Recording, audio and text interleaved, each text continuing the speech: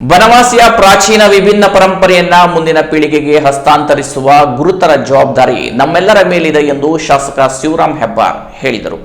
ಶಿರಸಿ ತಾಲೂಕಿನ ಗುಡ್ನಾಪುರದ ರವಿವರ್ಮನ ಅರಮನೆ ಮೈದಾನದಲ್ಲಿ ಜಿಲ್ಲಾಡಳಿತ, ಕನ್ನಡ ಮತ್ತು ಸಂಸ್ಕೃತಿ ಇಲಾಖೆ, ಪ್ರವಾಸೋದ್ಯಮ ಇಲಾಖೆ, ಬನವಾಸಿ ಅಭಿವೃದ್ಧಿ ಪ್ರಾಧಿಕಾರದ ಆಶ್ರಯದಲ್ಲಿ ಹಮ್ಮಿಕೊಂಡ ಕದಂಬ ಜ್ಯೋತಿ ಸಭಾ ಕಾರ್ಯಕ್ರಮ ಉದ್ಘಾಟಿಸಿದ ಶಾಸಕ ಶಿವರಾಮ್ ಹೆಬ್ಬಾರ್ ಮಾತನಾಡಿದರು. ಕದಂಬೋತ್ಸವ ಎಂಬುದು ಕನ್ನಡಿಗರ ಹಬ್ಬವಾಗಿ ಆಚರಿಸಲಾಗುತ್ತಿದೆ. ಪ್ರತಿ ವರ್ಷವೂ ವಿಭಿನ್ನ ರೀತಿಯಲ್ಲಿ ಆಚರಣೆಯಾಗಬೇಕೆಂದು, ಕೇವಲ ಸರ್ಕಾರಿ ಆಚರಣೆಯಾಗದೆ ಸಾರ್ವಜನಿಕರ ಉತ್ಸವ ಆಗಬೇಕೆಂದು ನನ್ನ ಆಸೆ. ಕನ್ನಡಕ್ಕೆ 8 ಜ್ಞಾನಪೀಠ ಪ್ರಶಸ್ತಿ ದೊರೆತಿದೆ. ಇನ್ಯಾವುದೋ ಭಾಷೆಗೆ ಇಷ್ಟೊಂದು ಜ್ಞಾನಪೀಠ ಪ್ರಶಸ್ತಿ ದೊರೆತಿಲ್ಲ. ಕನ್ನಡಕ್ಕೆ ತನ್ನದೇ ಆದ ಶ್ರೀಮಂತಿಕೆ ಇದೆ. ಆದಿಕವಿ ಪಂಪ ಹಾಡಿ ಹೊಗಳಿದ ಬನವಾಸಿಯಲ್ಲಿ ಕಳೆದ 16 ವರ್ಷಗಳಿಂದ ಕದಂಬೋತ್ಸವ ಆಚರಿಸಲಾಗುತ್ತಿದೆ ಎಂದ ಅವರು, ಗುಡ್ಡಾಪುರದಲ್ಲಿ ಹೆಚ್ಚಿದ ಕದಂಬ ಜ್ಯೋತಿಯು 2 ಜಿಲ್ಲೆಯಲ್ಲಿ ಸಂಚರಿಸಿ ಅದೇ ಜ್ಯೋತಿಯಲ್ಲಿ ಕದಂಬೋತ್ಸವ ಉದ್ಘಾಟನೆಗೊಳ್ಳಲಿದೆ ಎಂದರು. ಅಪರ ಜಿಲ್ಲಾಧಿಕಾರಿ ಸಾಜಿದ್ ಮುಲ್ಲಾ ಮಾತನಾಡಿ, ಕದಂಬೋತ್ಸವ ಜಿಲ್ಲೆಯಾದ್ಯಂತ ಹಬ್ಬದ ವಾತಾವರಣ ಸೃಷ್ಟಿಯಾಗಿದೆ. ಸಹಾಯಕ ಆಯುಕ್ತೆ ಕಾವ್ಯ ರಾಣಿ ನೇತೃತ್ವದಲ್ಲಿ ಕದಂಬ ಜ್ಯೋತಿ ಕಾರ್ಯಕ್ರಮ ಯಶಸ್ವಿಯಾಗಿ ನಡೆದಿದೆ. ಏಪ್ರಿಲ್ 12 ಮತ್ತು 13ರಂದು ಬನವಾಸಿಯಲ್ಲಿ ಕದಂಬೋತ್ಸವ ಅದ್ದೂರಿಯಾಗಿ ಆಯೋಜನೆಗೊಳ್ಳಲಿದೆ. ಉತ್ತರ ಕನ್ನಡ ಹಾಗೂ ಶಿವಮೊಗ್ಗ ಜಿಲ್ಲೆಯಾದ್ಯಂತ ಕದಂಬ ಜ್ಯೋತಿ ಸಂಚರಿಸಲಿದೆ. ಜ್ಯೋತಿ ಸಂಚಾರ ಮಾಡಿ ಎಲ್ಲರೂ ಆಮಂತ್ರಿಸಲಿದೆ ಎಂದರು.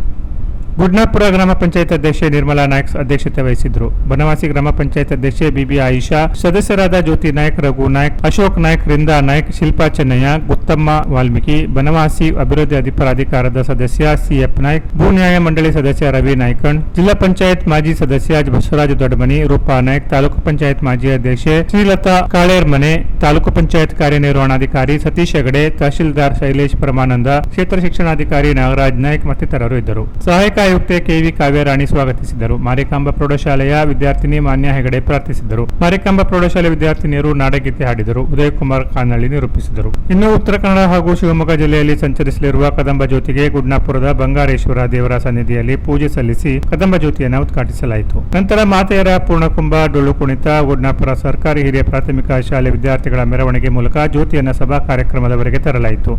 ನಂತರ 2 ಪ್ರತ್ಯೇಕ ವಾಹನಗಳ ಮೂಲಕ ಉತ್ತರ ಕನ್ನಡದ ವಿವಿಧ ತಾಲೂಕು ಹಾಗೂ ಶಿವಮೊಗ್ಗ ಜಿಲ್ಲೆಯ ವಿವಿಧ ಭಾಗಗಳಿಗೆ ಸಂಚರಿಸಿದೆ. ಇದೇ ಜ್ಯೋತಿಯಲ್ಲಿ ಏಪ್ರಿಲ್ 11ರಂದು ಬನವಾಸಿಯ ಮಯೂರವರ್ಮ ವೇದಿಕೆಯಲ್ಲಿ ನಡೆಯುವ ಕದಂಬೋತ್ಸವದ ವೇದಿಕೆ ಕಾರ್ಯಕ್ರಮ ಉದ್ಘಾಟನೆಗೊಳ್ಳಲಿದೆ.